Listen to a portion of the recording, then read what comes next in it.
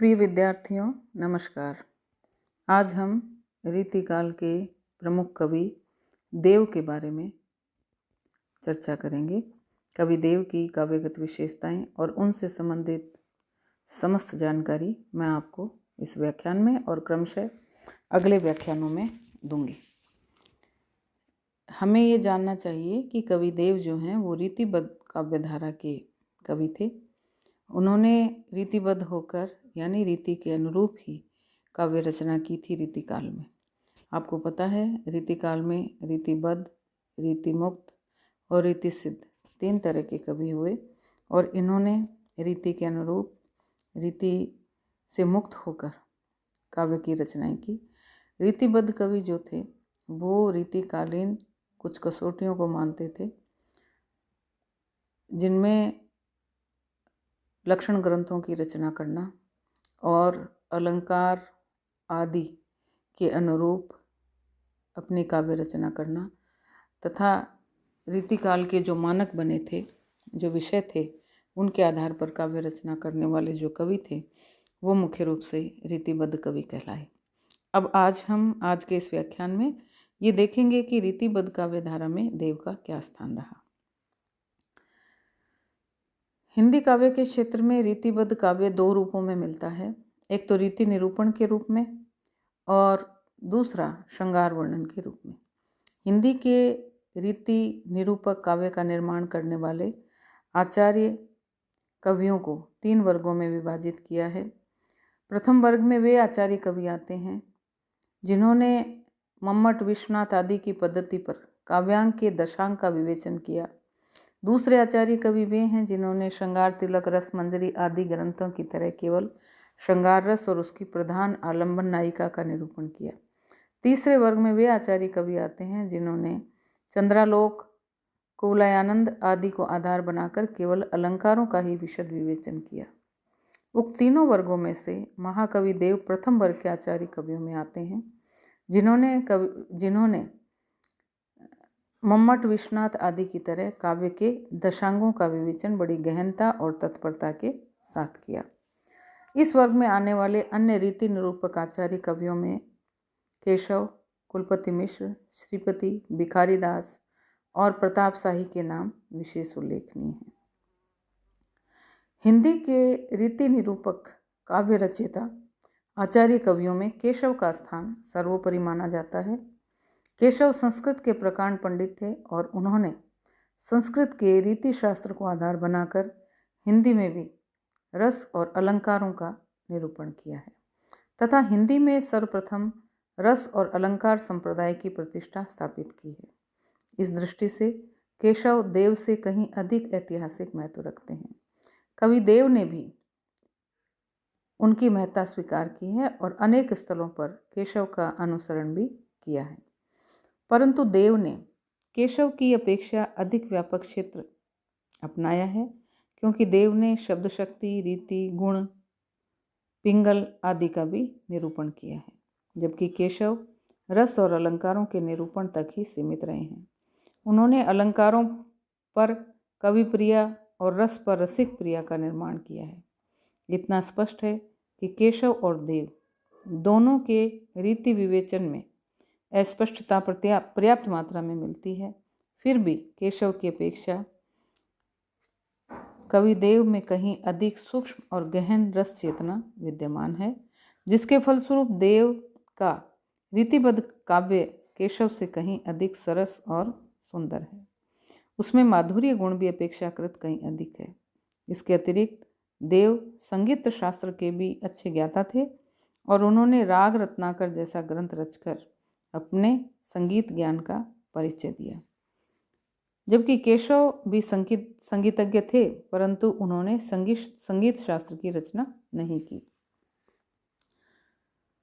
केशव की अत्यधिक ख्याति होते हुए भी रीति निरूपक काव्य रचना के क्षेत्र में देव केशव से कहीं आगे दिखाई देते हैं। रीति निरूपक काव्य में दूसरा स्थान कुलपति मिश्र का है। उन्होंने मम्मट के काव्य प्रकाश को आधार बनाकर काव्य के सभी अंगों का विवेचन किया। वे देव की तरह इधर उधर नहीं भटके, बल्कि उनके विवेचन में देव की अपेक्षा अधिक प्रौढ़ता है। इनके सिद्धांतों में स्थिरता भी देव से अधिक है। उन्होंने देव की तरह संगीत ज्ञान तो नहीं दिखाया, लेकिन उन्होंने पिंगल शास्त्र की रचना नहीं की है। रीति निरूपण काव्य धारा में श्रीपति का स्थान भी उल्लेखनीय है। श्रीपति सरोज नामक ग्रंथ की रचना करके इन्होंने न केवल काव्यांगों का स्पष्ट रूप से विवेचन किया, अपितु लक्षणों एवं उदाहरणों में भी अद्भुत प्रतिभा का परिचय दिया। इनकी विषय प्रतिपादन की स्पष्टता सर्वथा प्रशंसनीय है और सिद्धांतों का व्यवहारिक प्रयोग करके इन्होंने अपने विलक्षण ज्ञान को प्रकट किया है। स्वच्छता की दृष्टि से श्रीपति के लक्षण और उदाहरण सर्वश्रेष्ठ माने जाते हैं और इनकी सबसे बड़ी विशेषता यह है कि दोषों का विवेचन करते हुए उनके उदाहरण स्वरचित कविता द्वारा प्रस्तुत नहीं किए गए हैं, अपितु केशव के काव्यों से दोषों के उदाहरण देकर संस्कृत की व्यवहारिक परिपाटी का पालन किया है। रीतिबद्ध कवियों के लिए नूतन परिपाटी का श्री गणेश किया। रीति निरूपक काव्य धारा में भिखारी दास भी हैं और ये भिखारी दास हिंदी के प्रथम आचार्य कवि हैं। इन्होंने हिंदी साहित्य पर दृष्टिपात करते हुए हिंदी पाठकों के लिए काव्यांगों का विवेचन अधिक स्पष्टता के साथ किया है। वैसे भी रीतिकालीन समस्त आचार्य कवियों में से किसी भी कवि को हिंदी की प्रकृति का विस्तृत ज्ञान नहीं था। इसी कारण कवि देव कहीं अधिक काव्यांगों का स्वच्छ विवेचन कर पाए। देव की अपेक्षा अधिक सुंदर सिद्धांतों का व्यवहारिक उपयोग किया और देव से कहीं अधिक भाषा का ज्ञान भी भिखारी दास को दिखाई देता है, परंतु इतने गुण होते हुए भी इनमें मौलिकता का अभाव है और इसी मौलिकता के विचार से भिखारी दास की अपेक्षा देव कहीं अधिक उन्नत दिखाई देते हैं। रीति निरूपक काव्य धारा के अंतर्गत प्रताप शाही का नाम विशेष उल्लेखनीय है। प्रताप शाही ने 2 ग्रंथ लिखे, काव्य विलास और व्यंग्यार्थ कौमुदी। इनका काव्य विलास ग्रंथ उपलब्ध नहीं है, इसलिए आचार्य कवि के रूप में आपकी ख्याति उतनी नहीं हुई जितनी कि व्यंग्यविद के रूप में। आपकी व्यंग्यार्थ कौमुदी व्यंग्यों की अद्भुत निधि है। वैसे आपने मम्मट, विश्वनाथ, पंडित राज आदि का अनुसरण करते हुए अपने काव्य विलास नामक रीति ग्रंथ का निर्माण किया और उसमें काव्य के सभी अंगों का विवेचन किया। प्रताप शाही के उदाहरणों को देखने से पता चलता है कि ये रीति काल के प्रथम कोटि के कवि हैं। सिद्धांतों के विवेचन से इनका कवित्व कभी भी बाधक नहीं हुआ और यही कारण है कि काव्यांगों का जैसा सुस्पष्ट और सुंदर विवेचन प्रताप शाही ने किया है, वैसा देव नहीं कर सके।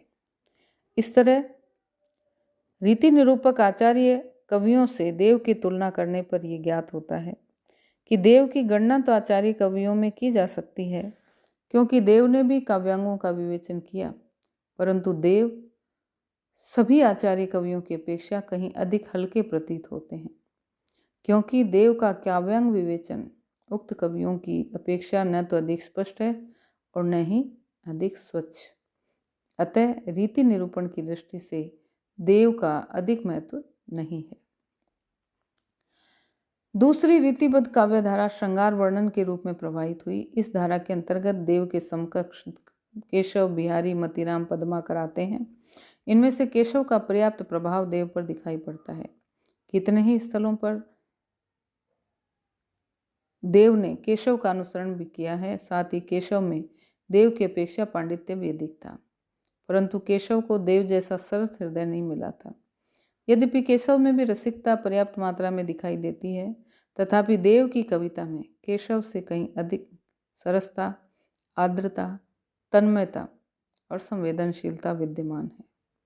इतना ही नहीं, देव का जो शिल्प विधान था वो केशव से उत्कृष्ट है और देव की भाषा में भी केशव से अधिक प्रांजलता है, लाक्षणिकता है, वक्रता है और धारावाहिकता है। देव के छंद भी केशव के छंदों से कहीं अधिक नाद सौंदर्य से परिपूर्ण हैं। उनमें गेयता और संगीतात्मकता भी केशव की अपेक्षा अधिक समृद्ध दिखाई देती है।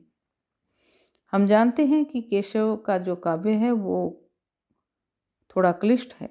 संस्कृतनिष्ठ होने के कारण उनका काव्य थोड़ा क्लिष्ट था और